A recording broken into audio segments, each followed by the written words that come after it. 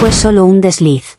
Él, para castigarme, le contó a mis padres. ¿Qué clase de hombre mete a la familia en problemas de pareja? Estoy aquí porque siento que estoy viviendo en un universo paralelo donde las reglas básicas de la decencia han dejado de aplicarse. Cometí un error, ¿vale? Lo admito. Un error estúpido, de una noche. Pero fue nuestro problema.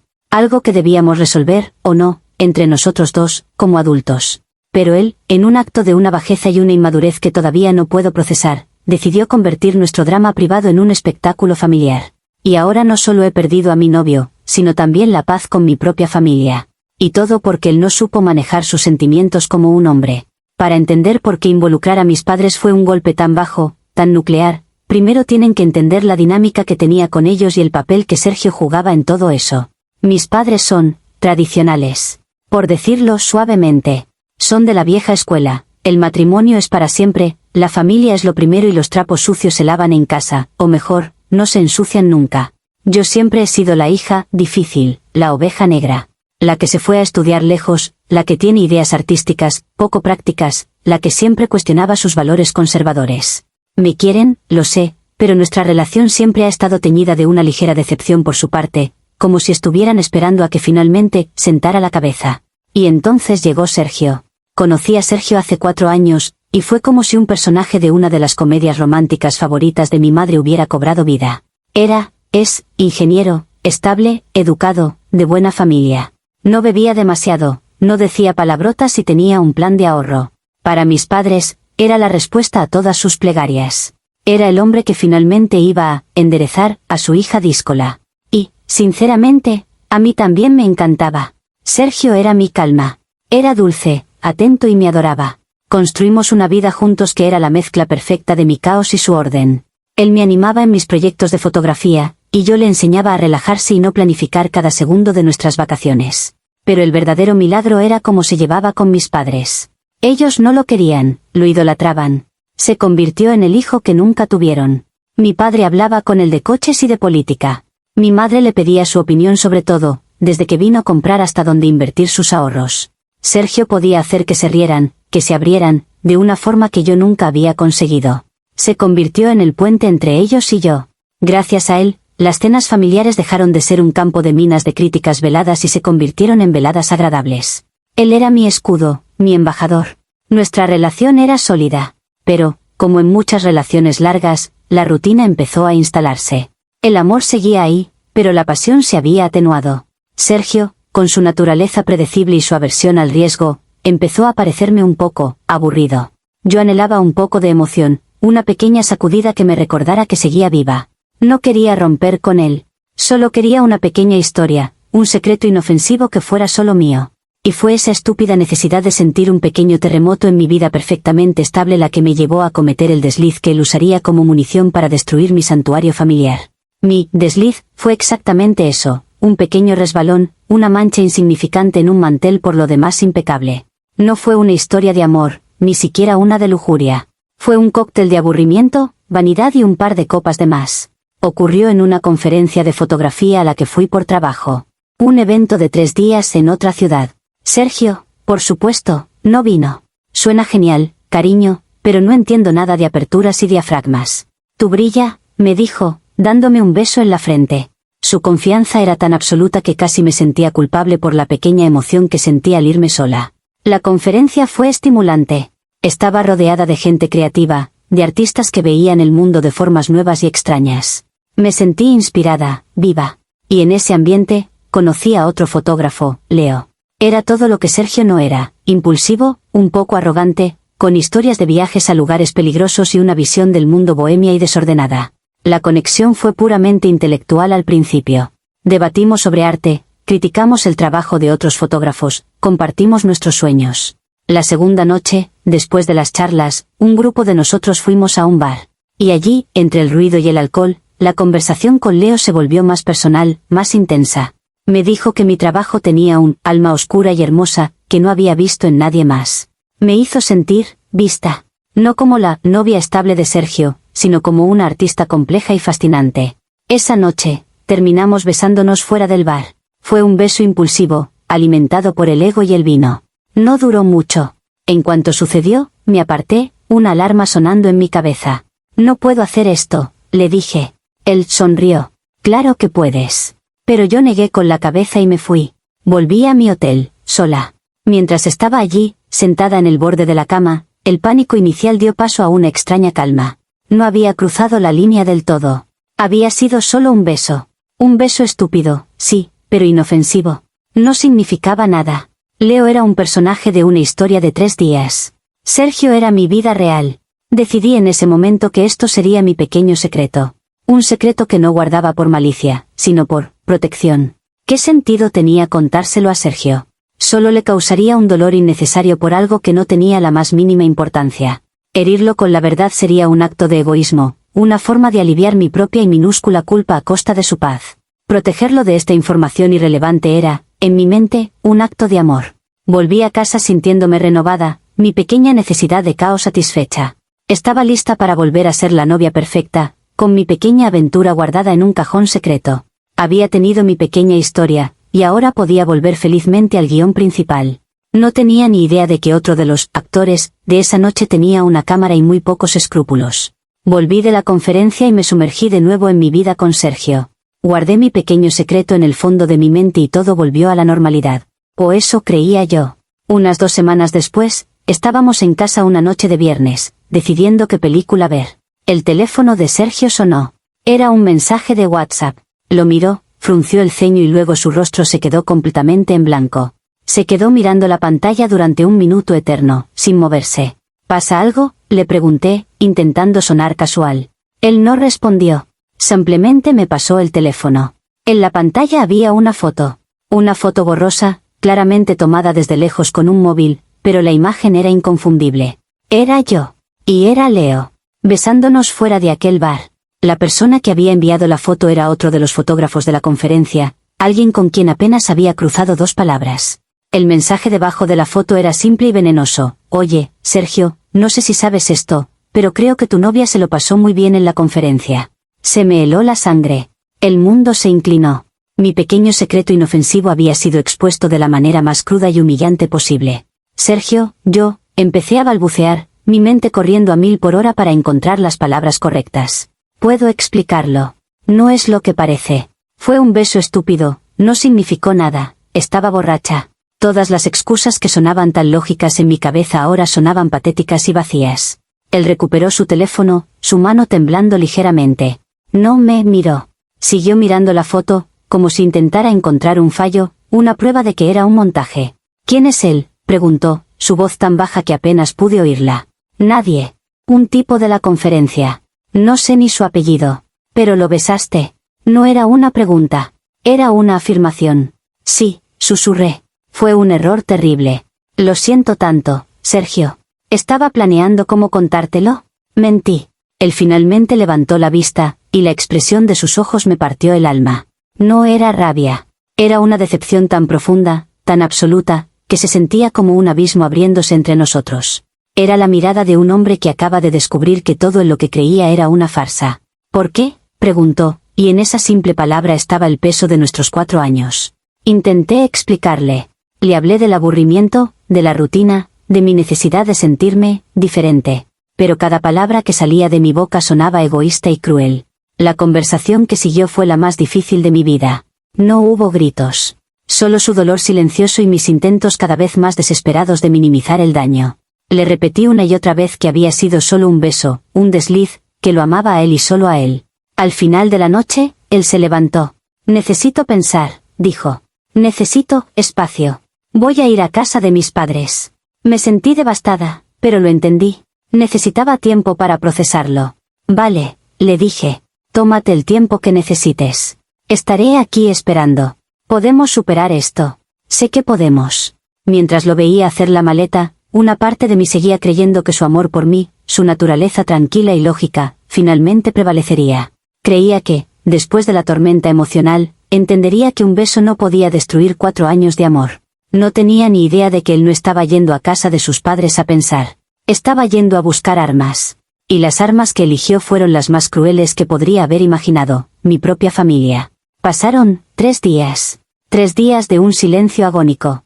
Le envié mensajes a Sergio, diciéndole que lo amaba, que lo sentía. No hubo respuesta. Estaba a punto de volverme loca, atrapada en nuestro apartamento, que de repente se sentía como una celda llena de fantasmas felices. El miércoles por la tarde, sonó mi teléfono. Era mi madre. Su tono era extrañamente formal, frío. Sofía, tu padre y yo necesitamos hablar contigo. ¿Puedes venir a casa a cenar esta noche? No era una invitación. Era una citación. Un mal presentimiento se instaló en mi estómago. Fui para allá, con el corazón en un puño. Cuando llegué, el ambiente en la casa de mis padres era glacial. Estaban sentados en el salón, uno a cada lado del sofá, como dos jueces a punto de dictar sentencia. Y en el sillón de enfrente, con una taza de té en la mano, estaba Sergio. Me quedé helada en la puerta. ¿Qué está pasando aquí? Sergio, ¿qué haces tú aquí? Mi padre fue el que habló, su voz cargada de una decepción que me atravesó como un cuchillo. Sergio ha estado con nosotros los últimos días, Sofía. Nos ha contado lo que ha pasado. Miré a Sergio, incrédula. No podía ser. No podía haberlo hecho. Romper conmigo era una cosa, pero esto era una traición de un nivel completamente diferente. Había corrido a contarles a mis padres, a las dos personas cuya aprobación era tan importante para mí, mi peor error. ¿Le has contado a mis padres?, le pregunté, mi voz temblando de rabia. ¿Qué clase de hombre eres? Un hombre herido, respondió él, sin una pizca de remordimiento en su voz. Un hombre que pensó que tus padres, que me aprecian, merecían saber la clase de persona con la que su hija comparte su vida. Fue un golpe bajo, calculado para hacerme el máximo daño posible. Sabía que la opinión de mis padres era mi talón de Aquiles. Nuestros problemas son nuestros, le grité. No tenías ningún derecho a meterlos a ellos en esto. Tú perdiste tus derechos cuando te besaste con otro, intervino mi madre, su voz temblando. Después de todo lo que hemos hecho por ti. ¿Así es como le pagas a un hombre tan bueno como Sergio? ¿Con humillación y engaño? Me sentí como si estuviera en un juicio, y el veredicto ya estuviera decidido. Sergio, el yerno perfecto, era la víctima. Y yo, la hija difícil, había confirmado finalmente todas sus peores sospechas sobre mí. Fue un beso. Un estúpido beso borracho, intenté defenderme, pero mis palabras sonaban débiles, patéticas. Un beso es suficiente, dijo mi padre con severidad. Es una cuestión de carácter, Sofía. Y has demostrado tener muy poco. Me quedé allí, de pie, siendo juzgada por mi propia familia, con mi novio actuando como fiscal principal. Él no solo había roto conmigo, me había aislado. Había usado su estatus de hijo perfecto para poner a mi propia familia en mi contra. Había convertido un problema de pareja en una intervención familiar, sabiendo perfectamente que, en ese campo de batalla, yo no tenía ninguna posibilidad de ganar. Se acabó, Sofía, dijo Sergio finalmente, levantándose. No puedo estar con alguien en quien no puedo confiar. Y creo que tus padres están de acuerdo conmigo. Miré a mis padres, buscando una pizca de apoyo, de comprensión. Pero solo vi decepción. En ese momento, Sergio no era solo mi exnovio. Era el ladrón de mi familia. Había roto el código más sagrado. En lugar de enfrentarse a nuestro problema como un hombre, había corrido a esconderse detrás de las faldas de mi madre, usando su dolor como un arma para asegurarse de que yo no solo lo perdiera a él, sino también el respeto y la confianza de las personas que se suponía que debían quererme incondicionalmente. Y esa, para mí, era la verdadera infidelidad. La cena terminó conmigo saliendo de casa de mis padres entre lágrimas de rabia y humillación. No hubo abrazos, no hubo un hija, lo solucionaremos. Solo el peso de su decepción y el silencio aprobatorio hacia Sergio. Él se quedó allí, recibiendo sus condolencias, consolidando su papel de víctima y mártir. Los días que siguieron fueron un nuevo tipo de infierno. Sergio, por supuesto, rompió conmigo oficialmente. Lo hizo por mensaje de texto, añadiendo una capa más de cobardía a su actuación. Pero la ruptura con él fue casi secundaria al cataclismo que se había desatado en mi familia. Las llamadas de mi madre se convirtieron en sermones. ¿Cuándo vas a madurar, Sofía? ¿Te das cuenta de lo que has perdido? Mi padre apenas me hablaba. Cada conversación era tensa, forzada, como si estuvieran hablando con una extraña que los había decepcionado profundamente. Intenté explicarles mi punto de vista, que Sergio había cruzado una línea sagrada al meterlos en medio. Pero ellos no lo veían así. Sergio nos quiere como a una familia, me dijo mi madre. Es natural que buscara nuestro apoyo en un momento tan doloroso. La que cruzó la línea fuiste tú. Me di cuenta de que él había ganado. Había envenenado el pozo de forma tan efectiva que cualquier cosa que yo dijera sonaba a una excusa. Había convertido mi error en la prueba definitiva de mi mal carácter, y su acto de delación en una muestra de su integridad y respeto por ellos. La situación se volvió insostenible. Las cenas de los domingos se cancelaron. Las fiestas familiares se convirtieron en un campo de minas. Mis primos y tíos, informados de la tragedia, me miraban con una mezcla de pena y reproche. Me convertí en la que le rompió el corazón al pobre Sergio. Y él, por supuesto, jugó su papel a la perfección. Siguió llamando a mis padres para ver cómo estaban. Les enviaba regalos en sus cumpleaños. Mantuvo su estatus de hijo adoptivo, mientras yo era relegada al papel de paria. Mi error fue mío. Un desliz de un momento. Pero el castigo que él orquestó fue un asedio a largo plazo. No se contentó con romper conmigo. Quiso asegurarse de que yo pagara un precio mucho más alto. Quiso aislarme de mi propio sistema de apoyo, dejarme completamente sola en mi error. Y es por eso que mi culpa, que al principio era genuina y abrumadora, se ha ido transformando en un resentimiento profundo. Lo que yo hice fue herir a mi pareja. Lo que él hizo fue intentar destruir mi relación con mi familia. Mi error fue un acto de debilidad. El suyo fue un acto de malicia calculada. Así que sí, cometí un desliz. Pero él, en respuesta, rompió el pacto de silencio, la regla no escrita de que los problemas de pareja se resuelven entre dos. Invitó al público a nuestro dormitorio, sabiendo que ese público eran mis padres y que yo sería condenada sin un juicio justo. No actuó como un hombre con el corazón roto. Actuó como un político vengativo, llevando a cabo una campaña de desprestigio para asegurarse de ganar la guerra de la opinión pública. Y eso, para mí, no es ser una víctima. Es ser un manipulador. Actualización 1.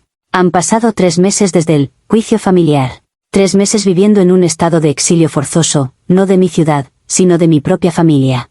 Mi relación con mis padres se ha reducido a llamadas telefónicas cortas y tensas, una vez a la semana, donde hablamos del tiempo y de cualquier cosa que no sea el elefante en la habitación, que eligieron a mi exnovio por encima de su propia hija. Pensé que con el tiempo, la ira se enfriaría y empezarían a ver la locura de la situación. Estaba equivocada. Sergio ha seguido cultivando su papel de hijo adoptivo herido, con una habilidad digna de un Oscar. Les llama, los visita, les ayuda con cosas de la casa. Cada uno de sus gestos de bondad es una puñalada para mí, un recordatorio de que él ha ocupado mi lugar. La verdadera prueba de fuego llegó la semana pasada, el cumpleaños de mi madre. No ir no era una opción. Sabía que sería una tortura, pero tenía que hacerlo. Llegué armada con una sonrisa falsa y un regalo caro, dispuesta a soportar la velada. Y, por supuesto, él estaba allí.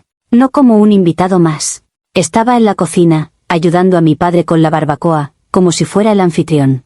La cena fue un infierno de cortesía glacial. Mis padres me trataban con una amabilidad forzada, mientras que a Sergio le reían todas las gracias. Me sentí como una extraña en mi propia casa, la invitada incómoda que todo el mundo desearía que se fuera. Pero el verdadero giro, la daga final, llegó con el postre. Mientras cantábamos el cumpleaños feliz, mi tía, ajena a la tensión, le preguntó a Sergio, ¿y tú qué, hijo? ¿Alguna chica nueva que nos presentes? Sergio sonrió, una sonrisa modesta que ahora sé que es puro veneno. Bueno, estoy viendo a alguien. Se llama Verónica. Es una chica estupenda. Mi madre aplaudió con una alegría que no le había visto en meses. ¿De verdad? ¡Qué maravilla, Sergio! Tienes que traerla a cenar un día. Ya era hora de que encontraras a alguien que te valore de verdad. Me quedé helada, con un trozo de tarta a medio comer en la boca. La indirecta fue tan directa que fue como una bofetada. No solo habían perdonado a Sergio por su papel en nuestra ruptura, sino que estaban activamente celebrando su nueva vida, una vida construida sobre las ruinas de la mía. Y lo hacían delante de mí. Salí de allí 5 minutos después, inventando una excusa sobre un dolor de cabeza. Lloré durante todo el camino a casa. Mi desliz fue un beso. Un error de un momento. El castigo de Sergio no fue solo contarle a mis padres, ha sido una campaña continua para reemplazarme en mi propia familia. Y lo peor de todo es que ellos se lo están permitiendo. No solo me han castigado por mi error, ahora me están castigando por no ser él. No sé cómo se puede volver de algo así. Actualización 2. Ha pasado un año desde la cena de cumpleaños infernal. Un año en el que mi relación con mis padres se mantuvo en ese estado de fría cordialidad. Dejé de intentar que entendieran mi punto de vista. Acepté, con un dolor sordo, que había perdido. Sergio siguió siendo una presencia en sus vidas, aunque menos frecuente, a medida que su relación con Verónica se hacía más seria. Y entonces, hace 3 meses, el universo decidió que ya habíamos tenido suficiente drama de bajo nivel y nos lanzó una crisis real. Mi padre tuvo un infarto. La llamada de mi madre en mitad de la noche me cambió la perspectiva de todo. De repente, el drama de Sergio, el beso, la traición, todo parecía increíblemente pequeño, insignificante. Lo único que importaba era llegar al hospital. Pasé las siguientes 72 horas en un borrón de salas de espera, conversaciones con médicos y el olor a antiséptico. Me hice cargo de todo, llamé a los familiares, gestioné el papeleo, consolé a mi madre. En medio de ese caos, vi a la verdadera versión de mi familia. Debajo de las capas de decepción y rigidez, seguían siendo mis padres, y yo su hija. Y, por supuesto, Sergio apareció. Se enteró por un primo y vino al hospital el segundo día. Llevaba un ramo de flores y una cara de preocupación ensayada. Y aquí es donde todo cambió. Mientras yo estaba hablando con el cardiólogo sobre los próximos pasos, vi a Sergio intentando consolar a mi madre. Le ofrecía un té, le decía frases hechas sobre ser fuerte. Y mi madre, aunque se lo agradecía, se apoyaba instintivamente en mí. Porque en una crisis real, no buscas al yerno perfecto. Buscas a tu sangre. En ese momento, vi a Sergio por lo que realmente era, un extraño. Un actor secundario bien intencionado, pero un extraño al fin y al cabo. El poder que había tenido sobre mi familia, ese estatus casi divino, se evaporó bajo las luces fluorescentes de la UCI. Ya no era el hijo perfecto, era solo el exnovio de su hija, haciendo una visita cortés. Mi padre, afortunadamente, se recuperó. Y en las semanas de convalecencia en casa, algo se había roto. La tensión entre mis padres y yo había desaparecido, reemplazada por una gratitud silenciosa. Una noche, mientras veíamos la tele, mi padre, que nunca es un hombre de grandes discursos, me puso una mano en el brazo. Lo siento, Sofía, dijo. Nos equivocamos. Eres nuestra hija. Fue todo lo que necesité escuchar. No hemos vuelto a hablar de Sergio. Su nombre ya no se menciona. No porque sea un tema tabú, sino porque se ha vuelto irrelevante. La crisis nos recordó quiénes éramos el uno para el otro. Mi error fue un desliz, sí. Y la reacción de Sergio fue un acto de malicia. Pero la verdadera lección no fue sobre él, fue sobre mi familia. A veces, hace falta una tormenta real para limpiar el aire y recordar qué es lo que de verdad importa. Perdí un novio, y durante un tiempo creí que había perdido a mi familia. Pero al final, me di cuenta de que un vínculo de sangre, aunque se pueda agrietar, es mucho más difícil de romper que un amor construido sobre la idea de la perfección. Y esa es una paz que ninguna relación puede darte.